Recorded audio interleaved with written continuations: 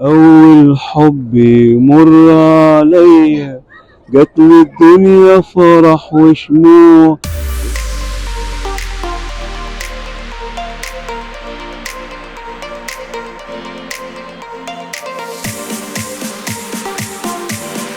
والله أنا جاي كده قلت مثلا اوزع ورقه كده اسامي الحبايب كده، وهي قاعده كده كل سنه باجي يعني. والله فكره خطاط ورسام، فجيت مثلا جات الفكره وانا بتكلم كان في المدرسه وكده. طبعا قابلت مثلا تلامذه صغيره وكده، تمام. ورحت كاتب لهم ايه ده. ف... فطبعا بقيت اكتب لهم الاسامي وحاجات زي كده، ويعني على ورق صغير يعني.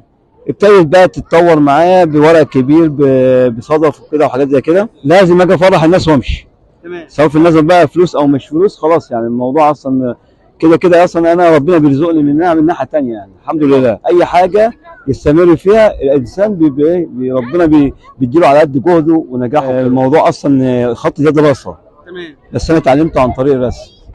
عن طريق الرسم. كنتش بعرف اقرا واكتب، فتعلمت الخط عن طريق الرسم. بقيت اخد الحرف كده اتعلمه ازاي مثلا ارسمه كده وحاجات زي كده. والحمد لله لحد دلوقتي الحمد لله انا خدت فوق بتاع 9000 صوت من جامعات، جامعه عين شمس وكليه البنات. تمام. كلهم سمعتهم بدون مجامله. هي بتاخد الاسم بقول لها بدون مجامله قولي انت حسيتي رأيك الشخصي فيا. وعندي حاجات تثبت. ما هو عبد الحليم. طب قول لنا حاجه بقى. وانا حافظ مقامات وعارف كل حاجه وشاعر غنائي. انا لك على طول خليك ليا، خد عين مني وطول عليا، وخد الاتنين واسأل فيا من أول يوم وراه النوم مني. افرح واملا الدنيا ماني، لا أنا ولا انت هنعشق تاني. أول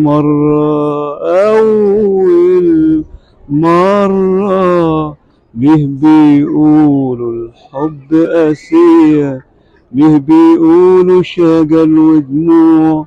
أول حب يمر عليا جاتلي الدنيا فرح وشموع.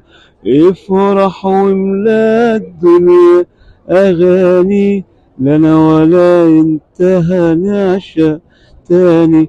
أول مرة. الله يا عم. خد عبد الحليم. الله تسلم ايديك. الله يخليك.